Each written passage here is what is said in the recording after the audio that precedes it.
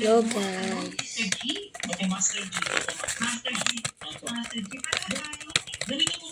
Chocolate from Dubai.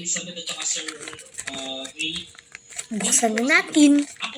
Walang gunting. Iba yung malayo nga talaga yung content ko dyan sa bilingan eh. Sa mga lumalabas sa YouTube, mga nag-trending ngayon. Ay, meron lang pala siyang ano. Kasi ito ay paano. Meron akong mga relative sa Buksan na natin. Yun po. Nagpasama na isang pinsan ng mama ko.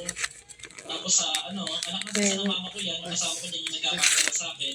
At ang ibang nararamdaman ko po talaga dyan, yung nag-start kami mag-vlog bago mag-7, nakabalik na po kami, 10:30 almost na po. Nagtaka ko bakit yung oras, ito po na experience. So,